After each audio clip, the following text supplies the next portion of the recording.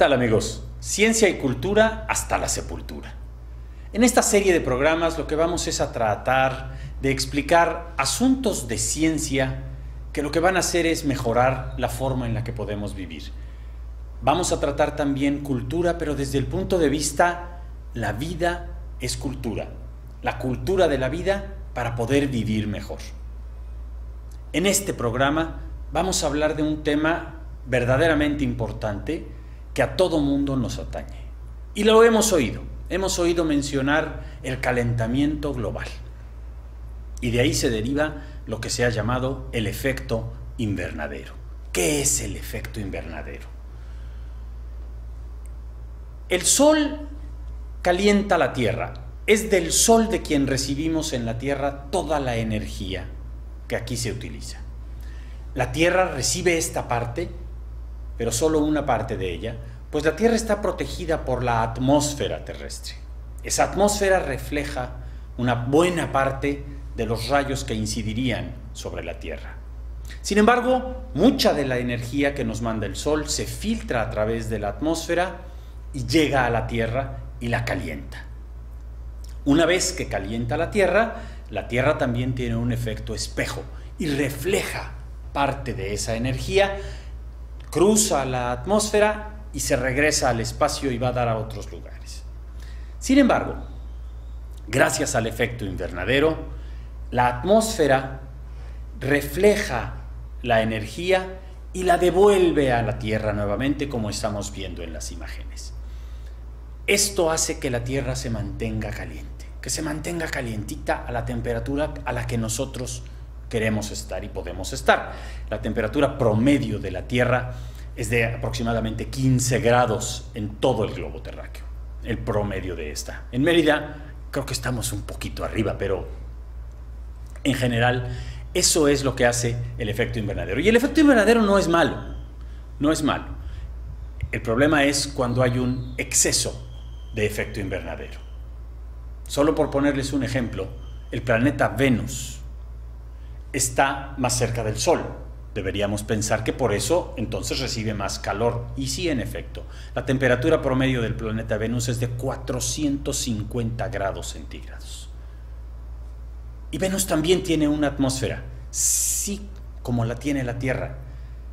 Pero a diferencia de la Tierra, la atmósfera de Venus es prácticamente 100% CO2, dióxido de carbono. Mercurio está más cerca todavía del Sol, mucho más cerca que Venus. Sin embargo, la temperatura de Mercurio es de solamente 180 grados centígrados, porque no tiene atmósfera de CO2. La atmósfera de Mercurio es de helio. Dijimos que la atmósfera de la Tierra, que es 80%, 79% nitrógeno y 18% CO2, es de alrededor de 14 grados centígrados. ¿Qué pasa si aumentamos la cantidad de CO2, si aumentamos la cantidad de metano, si aumentamos la cantidad de gases de fluorocarbono en la atmósfera? El efecto invernadero se intensifica y la cantidad de calor, de energía que la Tierra conserva en lugar de reflejarlo hacia la atmósfera, empieza a crecer. Y con esto se empieza a calentar la Tierra más y más y más. Existen muchas versiones científicas, sin embargo, es prácticamente un hecho comprobado que el aumento en la cantidad de CO2 que nosotros estamos emitiendo a la atmósfera es un precursor del efecto invernadero. Algunas personas dicen que no es cierto, sin embargo, creo que en este caso más nos vale creerlo que averiguarlo. Otro gas verdaderamente comprobado como precursor del efecto invernadero es el metano. ¿Y de dónde caramba sale el metano? El metano es un gran componente del gas natural, desde luego que se utiliza en la industria del petróleo, y cada vez que se perfora un pozo petrolero hay emisiones de metano que van a dar a la atmósfera, aunque se trata de capturar. Sin embargo, esa no es la gran fuente de metano hacia la atmósfera. El metano es uno de los principales gases de la descomposición orgánica. ¿Qué es la descomposición orgánica? Es la putrefacción y la descomposición de la basura, de los seres vivos que cuando mueren se descomponen. Sí, nosotros también cuando morimos nos descomponemos y emitimos metano a la atmósfera. Y ese gas no se captura. Ese gas está yendo a dar hacia la atmósfera. Sin embargo, uno de los grandes problemas de la emisión del metano es lo que se ha llamado el permafrost. Hace cientos de miles de años hubo seres sobre esta tierra, dinosaurios, animales, etcétera, que murieron. Murieron por los intensos fríos cuando las eras de las glaciaciones, y en Siberia y en Groenlandia y en el norte del hemisferio se ha comprobado que debajo de los hielos llamados eternos, de los hielos permanentes del norte del polo, existen una gran cantidad de sedimentos orgánicos que están congelados. Si nosotros quitamos esa capa de hielo que está cubriendo todo ese vasto universo de seres orgánicos en descomposición, al quitar el hielo lo que vamos a lograr es que se desprenda ese metano y vaya a dar a la atmósfera. Y es una cantidad de metano, créanme, muy importante. Y con este tipo de cosas empezamos a llegar a lo que se llama el punto de quiebre del calentamiento global, el punto de no retorno. ¿Cuáles pueden ser algunos de los ejemplos del punto de no retorno? Como lo mencionamos, la emisión del permafrost.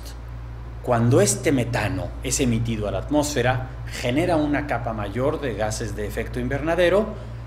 La energía que el sol nos manda se refleja, rebota contra esta capa y vuelve a incidir sobre la Tierra calentándola más.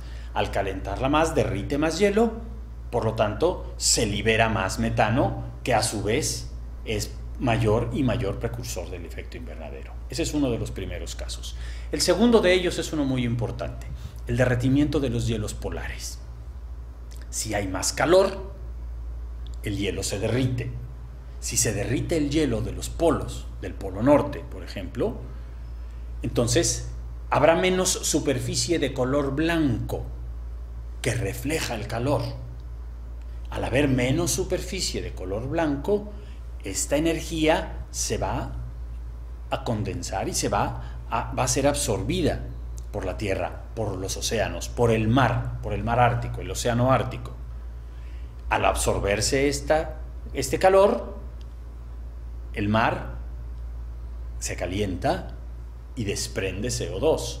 Este CO2 va a dar a la atmósfera y genera una mayor capa de gases de efecto invernadero, y con esto es más aún el grueso de la capa, por lo tanto es más la energía que se rebota, es más el hielo que se derrite, es más el CO2 que se emite, por lo tanto hay más calor y se derrite más y más y más hielo. A mayor absorción, el calor que se está absorbiendo en mares y en océanos es cada día más grande. Se han registrado ya aumentos en la temperatura general de los océanos de alrededor de 1 a 1,5 grados centígrados. 1,5 grados centígrados podrá no sonar a mucho, sin embargo, ahora que regresemos vamos a ver las consecuencias de una elevación de la temperatura.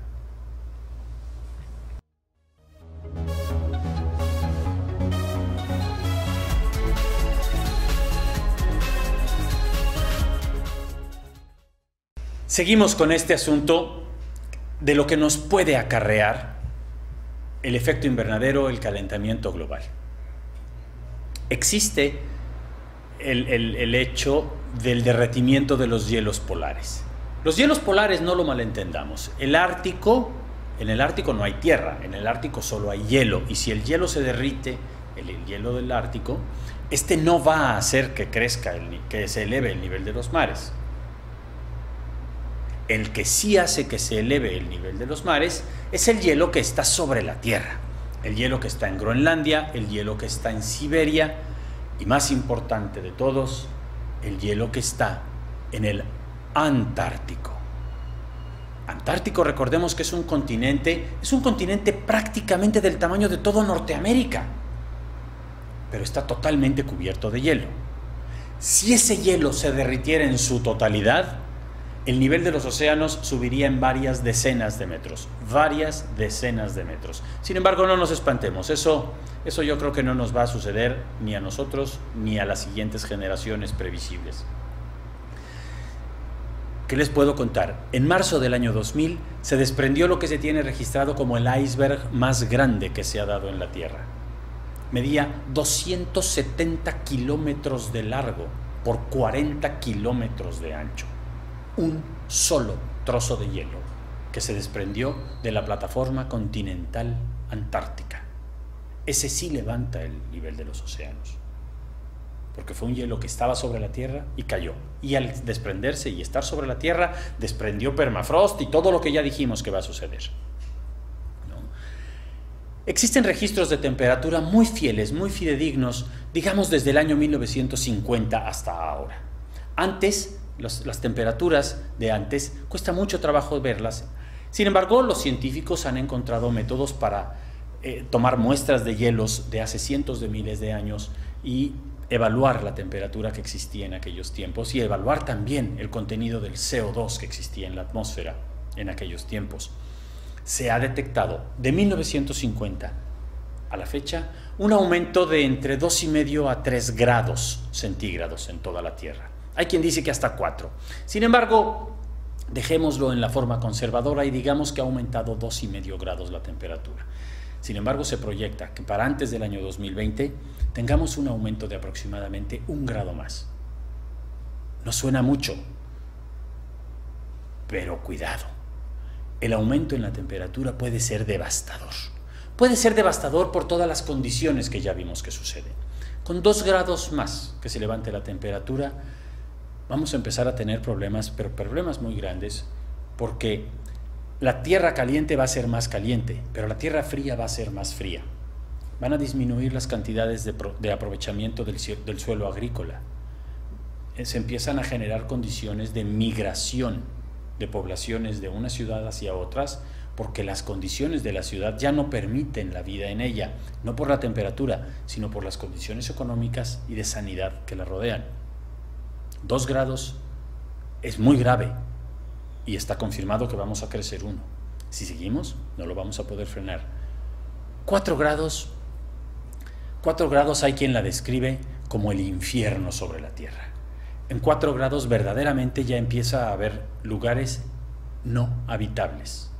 No habitables quiere decir no porque ya no se pueda prender el aire acondicionado. Quiere decir lugares en donde verdaderamente uno se va a cocinar al salir a la calle. Esas ciudades van a ser abandonadas. Al ser abandonadas esas ciudades, la gente se va a mover hacia lugares más frescos, en donde ya no caben. ¿A dónde se va a ir la gente? Las condiciones agrícolas son muy, muy sensibles a variaciones tan fuertes como solo un par de grados. Habrá menos comida, la economía va a empezar a sufrir y las elevaciones de temperatura sí nos van a traer un aumento, una elevación en el nivel de los mares. Existen prospectos acerca de lo que sucedería en algunos lugares del mundo si el mar se elevara 1 metro.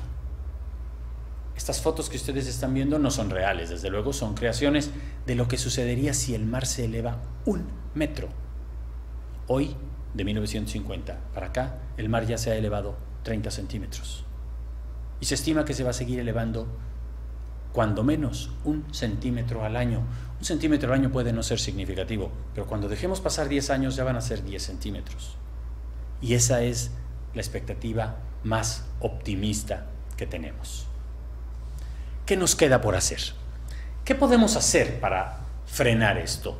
Lamentablemente el cambio que se está registrando en el planeta es un cambio de mucho tiempo. Hoy estamos padeciendo las consecuencias de lo que hicimos 50 años atrás. Hace 50 años padecíamos lo que se hizo 50 años atrás. Y dentro de 50 años, para la mitad del siglo XXI, vamos a padecer lo que estemos haciendo ahorita. Hoy no podemos frenar lo que ya hicimos, pero sí podemos evitar que suceda si a partir de hoy empezamos a tomar conciencia de las cosas que no debemos hacer. Debemos evitar al máximo promover las emisiones de gases de efecto invernadero para tratar de detener el calentamiento global. Hay científicos que dicen que esto es un cambio que se va a dar, queramos o no, y probablemente tengan razón. Y esto sea parte de un ciclo natural de la Tierra alrededor de miles de años, y hoy nos está tocando esa parte en la que el planeta se va a calentar. Sin embargo, hay algo que yo les puedo decir.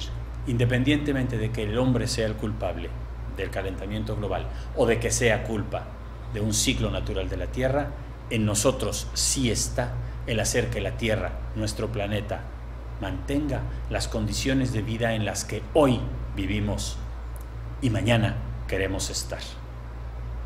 Espero que este programa les haya parecido interesante. Verdaderamente hacemos un esfuerzo para traerles información que nos sirva a todos, que nos despierte a todos y que nos ayude a generar una conciencia de vivir mejor. Recuerden, ciencia y cultura hasta la sepultura. Muchas gracias.